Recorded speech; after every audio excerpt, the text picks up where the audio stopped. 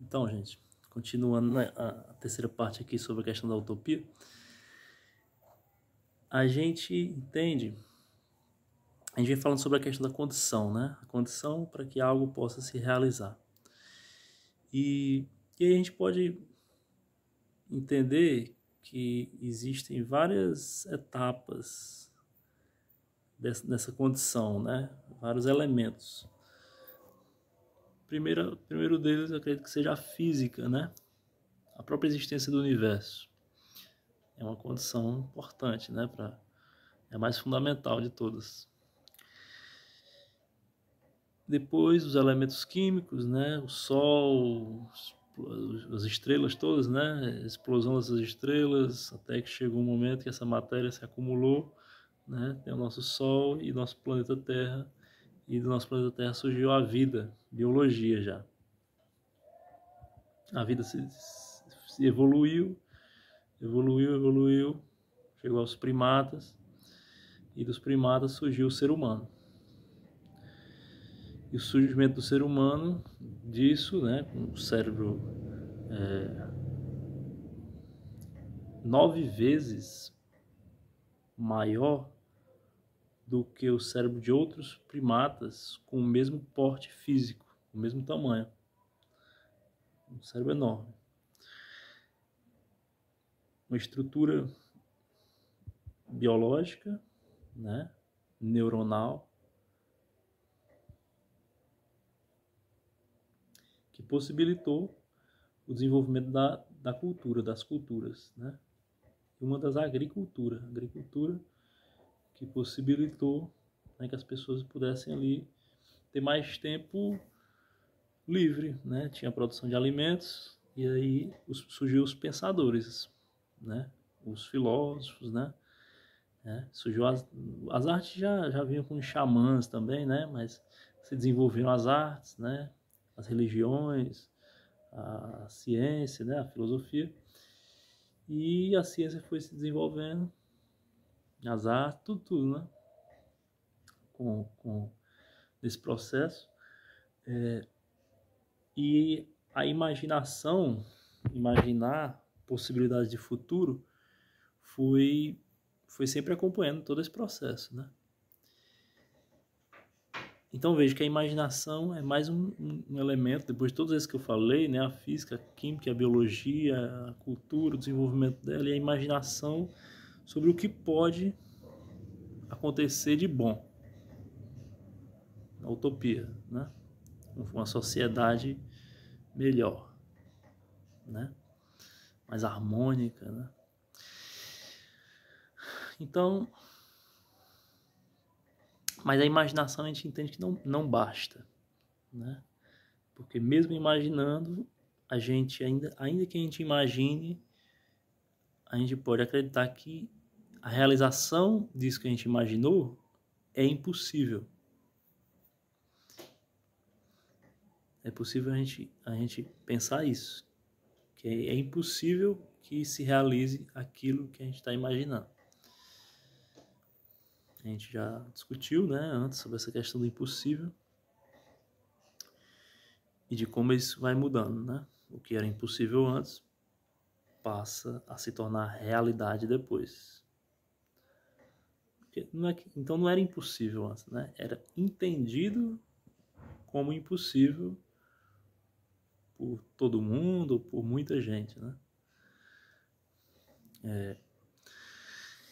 Mas, de qualquer forma, esse pensamento, né, essa crença de que é impossível, isso também não vem do nada. A gente pode tentar entender por que a gente consegue imaginar um futuro bom, uma sociedade boa, né, mesmo que de forma meio generalista, não muito específica, né, não pensando em todas as especificidades dessa sociedade, mas as generalidades dela, né?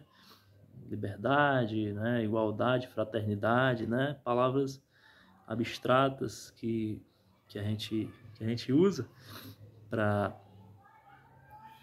tentar nortear, né?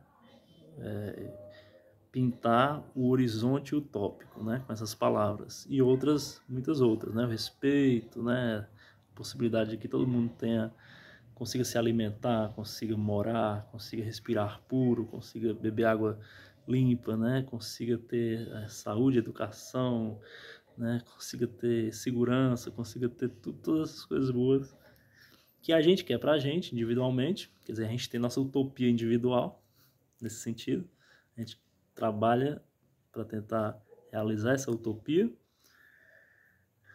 de, sei lá, de ter tudo isso, né, educação, saúde, lazer, né, tudo que é lazer, viajar.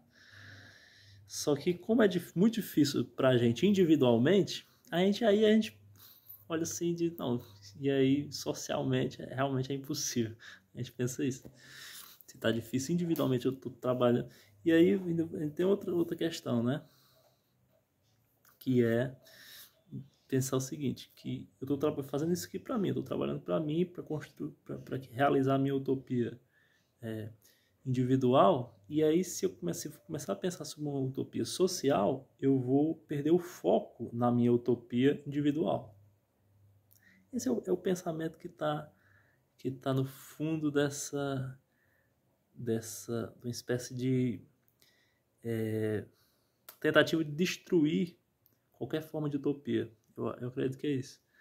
Porque a utopia social pode atrapalhar a minha utopia individual.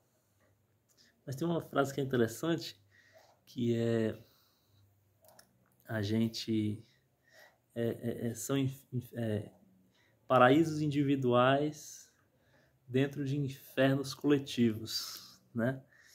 É o que a gente está construindo, né? Os condomíniozinhos ali, os muros para nos protegermos, né?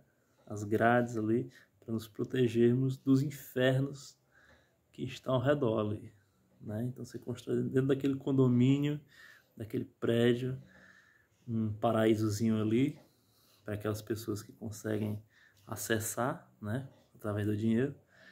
E aí é preciso murar. Só que aí quando você faz a murada, você tentando ter uma segurança, né? Você acaba também se aprisionando. Mas acredita que é uma vantagem você se aprisionar em nome da segurança que você vai ganhar ao se aprisionar naqueles muros onde você está dentro, daquelas grades, né? Daquelas cercas, né? Então veja, a utopia. Mas um ponto que eu acabei, durante a conversa aqui, né, eu acabei perdendo ele aqui no meu discurso, foi que a pessoa que fala que é impossível, existe alguma razão em ela falar isso, não é aleatoriamente, tem um motivo. Porque só imaginar uma coisa não é o suficiente para realizar.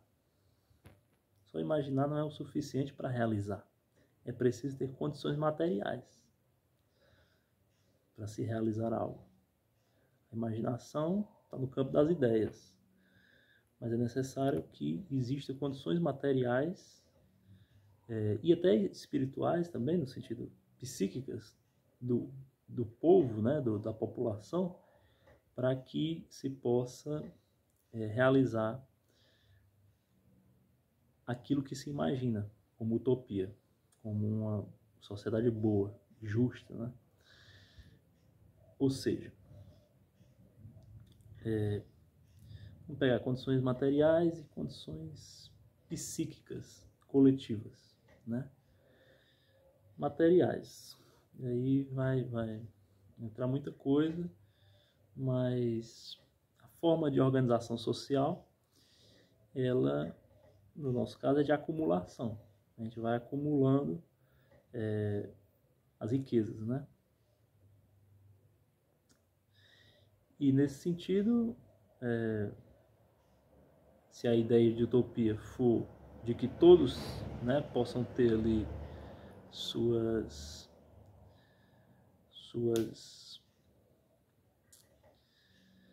necessidades básicas garantidas, né? E uma vida boa, saudável, né? Bem educada, né? Uma vida, um desenvolvimento estético, né? Com a possibilidade de fazer aquilo que você nasceu para fazer, né? De conseguir realizar sua vocação, né? Desenvolver a habilidade que você tem uma vocação para realizar, né? Aquela habilidade, seja ela qual for, né? Sabe que a palavra arte significa habilidade, né? Então, cada um de nós tem tem uma arte assim que a gente é mais vocacionado para realizar. Alguns sei lá, explicar, como o, o professor Clóvis de Barros, né? Ele diz que ele é um explicador. Ele é um professor e ele se diz explicador porque ele não entende que a habilidade dele é de explicar, né? E aí você pode pegar qualquer outro, né? Um músico, né? A arte dele, mas aí não se limita apenas, nesse sentido, a palavra arte não se limita apenas a essas, né? A música, a dança, o teatro, o cinema, não é só isso. É a pintura, né? Etc.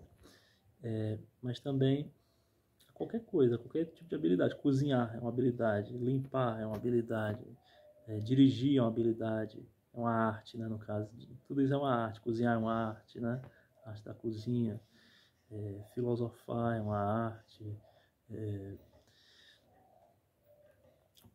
Qualquer habilidade, certo? Então, as pessoas poderem desenvolver isso, que elas têm a vocação, faz parte da utopia também, entende?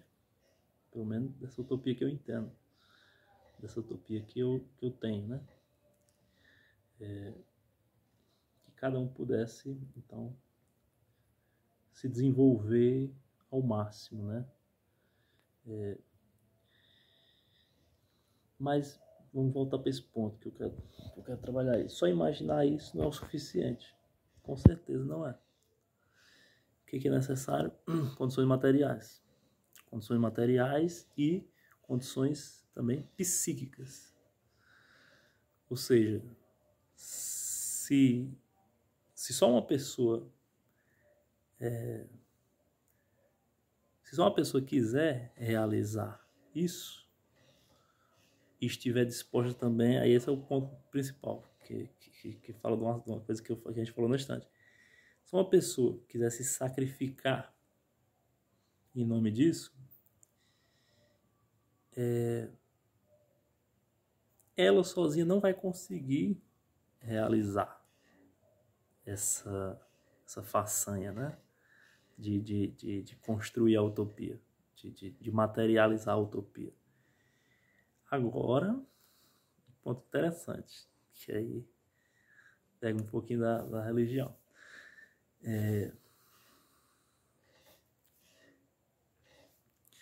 Cristo, né, Jesus Cristo, ele se sacrificou em nome da humanidade, né? E aí, na minha interpretação, né, eu também tenho essa liberdade de expressão para interpretar Jesus Cristo, né, uma figura da cultura ocidental e mundial, né? Jesus Cristo, ele tinha uma utopia, entendeu? Então, veja só, amai o próximo como a si mesmo. Quando ele fala isso, não é algo que faz parte da realidade de todas as pessoas do mundo. Não são todas as pessoas do mundo que amam o próximo como a elas mesmas. Na verdade, pouquíssimas pessoas fazem isso, né? Pouquíssimas pessoas fazem isso. Ou seja, isso é uma utopia de Jesus Cristo. Que as pessoas se amem como elas amam a si mesmas. É inteligente isso, veja. A questão do egoísmo, né? Do egoísmo, do orgulho, né? Que é o pecado, dos 7 pecados, é o pecado primordial, né? Que a gente pode chamar de vaidade também, o orgulho, né? Esse egocentrismo, né? Esse autocentramento, se voltar para si, pensar mais em si. Isso, quer dizer, Jesus Cristo, ao falar essa frase, ele tinha essa noção, ele tinha esse conhecimento. Então, amar o próximo a si mesmo. Eu sei que você se ama. Então, esse amor que você está sentindo por você, que você consiga sentir pelas outras pessoas. É uma bela utopia, né? E se essa utopia, a utopia de Jesus, se ela conseguir se realizar, toda e qualquer outra utopia humana também se realizará. Mas veja só, muitas vezes uma pessoa ela pode defender com unhas e dentes a figura de Jesus ao mesmo tempo que nega essa utopia. Entendeu? É preciso ter consciência sobre o que Jesus estava falando. Entender Jesus. Eu não sou o cara que mais entende Jesus, com certeza não. Mas eu consigo entender ele de uma forma que muitas pessoas que às vezes vivem o tempo todo com o nome de Jesus na boca, não param para fazer reflexões desse tipo, entende? Não tem que ser essa a reflexão que eu estou falando, mas desse tipo. Entendeu? Quais são as frases de Jesus? As frases, as palavras que ele diz, e o que isso quer dizer? Né? Eu já vi um outro sujeito falar, não vou lembrar o nome dele, um filósofo, mas que ele defendia o seguinte, que acho que chama assim, né, o sermão da montanha. Você vê que realmente eu consigo dizer para você que eu não tenho conhecimento muito grande sobre Jesus, tenho que estudar mais. Mas veja, tem o sermão da montanha, né? Acho que é assim que se chama, ou tem um outro nome parecido que Jesus deu. Tem gente que diz que aquilo ali foi algo que foi o precursor para os direitos humanos. Os direitos humanos vieram do sermão da montanha que Jesus Cristo falou. As ideias de Jesus, quer dizer, outra mais popular, eu sei só as mais populares. Aquela coisa né, de que quem não tiver, quem nunca pecou, que atira a primeira pedra, né? É uma outra frase interessante. Fala sobre o não julgamento, né? O não julgamento. Quer dizer, não julgar porque você já cometeu esses erros. São ideias interessantes, todas, mas a gente está entrando muito agora na ideia de Jesus. Vamos pegar a questão do sacrifício, né? Que eu estava querendo falar. No final ele se sacrificou, ele se doou, né? Porque essa questão do amar o próximo como a si mesmo é uma doação, é uma ação altruísta, né? Altruísta, ao invés de ser egoísta, que seria egoísta seria o seguinte: ame a si mesmo, seria egoísta. Mas amar o próximo, as outras pessoas, como a si mesmo, já é uma ideia altruísta. O início dessa palavra significa outro, alter, outro. Amar altruísta, né? Pensar no outro, né? Ser um adepto das outras pessoas, né? Então, mas ele também não negou amar o próximo como a si mesmo. Ele também não negou o sujeito, né? O eu, né? É um equilíbrio. Essa frase ela sugere um equilíbrio do amor. o equilíbrio do amor entre eu e os outros. Amar na mesma medida. Se a gente, para uma pessoa que considera o ser humano um ser egoísta, ou seja, voltado muito mais para si mesmo, então a frase de Jesus é uma utopia, porque ela é uma ideia que aponta para um horizonte em que as pessoas deixem de ser tão egoístas e passem a ser mais altruístas. Né? Isso envolveu um sacrifício, que é o ponto que eu estou querendo esticar aqui. Sacrifício. Então, Jesus Cristo se sacrificou em nome da humanidade. No final, foi até assassinado por causa do que ele fazia. E o que ele fazia era por causa das ideias que ele tinha, certo? E uma dessas ideias era uma utopia, que era uma das frases fundamentais. E ele se sacrificou, e foi torturado, e foi preso e torturado, e foi assassinado na cruz, né? Então, se sacrificou. Então, para se construir uma utopia, e aí o que eu quero dizer é o seguinte, para se construir uma utopia, é necessário o sacrifício, que é o mais difícil. Até rima, né? Sacrifício, difícil. O sacrifício é difícil o sacrifício. É o mais difícil, se sacrificar em nome dos outros, né?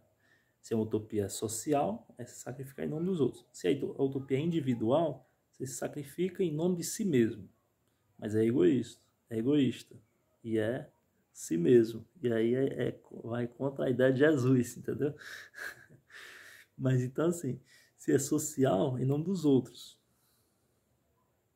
Como é que eu vou me sacrificar em nome dos outros que nem ligam para mim, que nem se importam comigo, e se eu morrer ninguém vai nem ligar? É difícil, né? Não é fácil.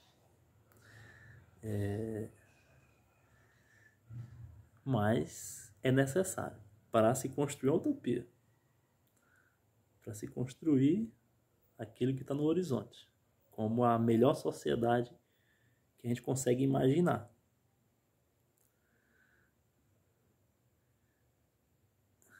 Então veja, essa questão do sacrifício. Por quê? O sacrifício, então, seria... o sacrifício seria, então, você usar a si mesmo para construir esta utopia. Usar a si mesmo, usar seu tempo, usar sua energia vital, usar, né, sua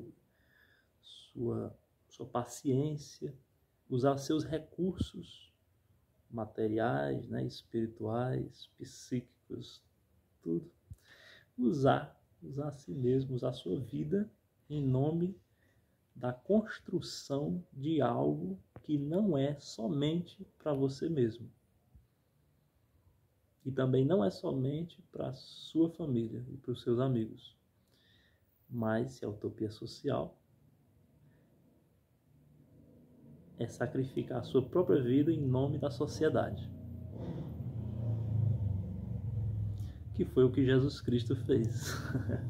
Sacrificou a própria vida em nome da sociedade. De uma sociedade alternativa. Viva a sociedade alternativa. A sociedade alternativa é uma outra sociedade. Alternativa. Outra sociedade alternativa. Então é isso que ele fez.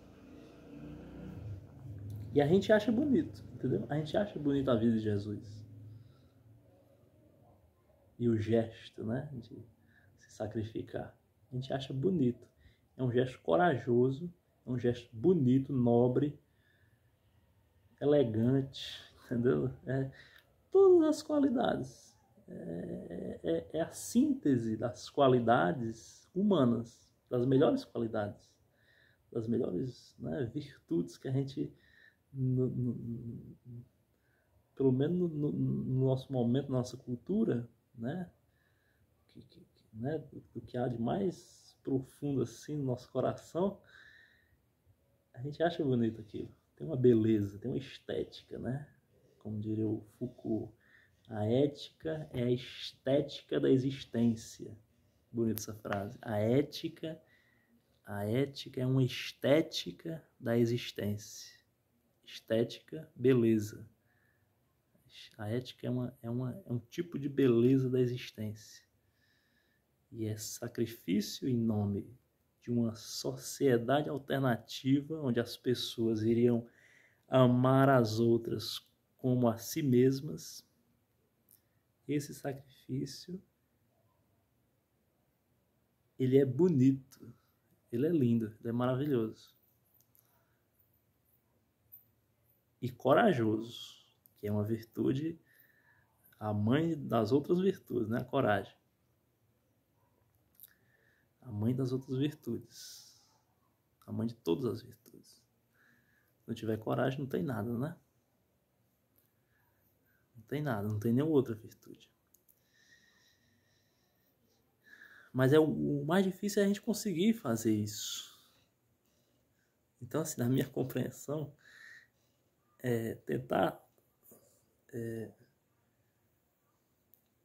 tentar fazer assim como Jesus. Mas Jesus viveu num outro momento histórico, de um outro contexto. A questão é como agir com essa coragem, com essa beleza, com essa estética da existência, no atual contexto onde a gente está. Dentro da nossa cultura, usando a língua que a gente tem, as nossas palavras, dentro do bairro, né, da rua onde a gente mora, né, da cidade onde a gente mora, do país, né, dos valores que as pessoas têm, do contexto político, social, cultural, religioso, científico, né, artístico, né, de tudo isso que está acontecendo ao mesmo tempo, né? Como ter uma atitude semelhante a essa, né, que Jesus teve nas condições atuais, nas condições que cada um de nós tem. Aí é dificuldade, né? Aí e se sacrificar, né, em nome de uma ideia, é dificuldade. Esse tema para mim é muito interessante, né? Da utopia, muito interessante, porque é algo que pode dar sentido para a vida de um ser humano ou de vários seres humanos.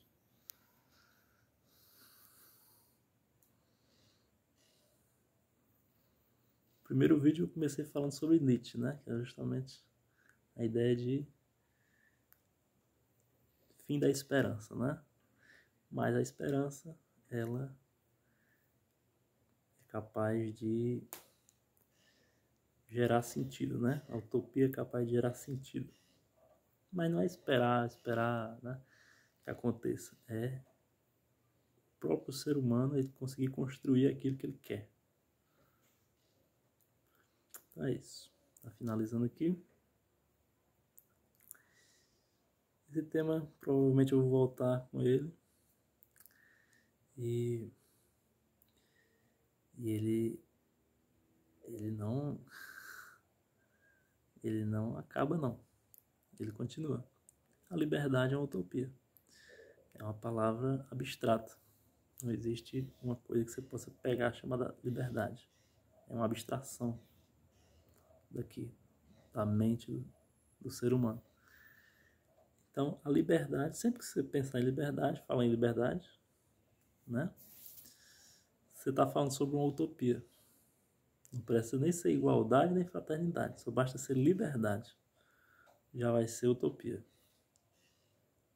Certo? Então a utopia está mais presente do que a gente é capaz de... Na verdade não. A gente consegue perceber, às vezes a gente não, né, não se deu conta assim de que ela estava ali. Naquilo que a gente mais quer. Liberdade financeira, por exemplo, é um tipo de liberdade. Pode ser de uma utopia individual, uma liberdade financeira só para mim, ou só para você, ou para quem conseguir por conta própria, né, realizar essa liberdade financeira, ou uma liberdade financeira para a maioria, ou melhor ainda, para todos e todas. Aí eu já acho mais bonito. Não que seja fácil. E que envolve sacrifício. E quem é que está disposto a se sacrificar?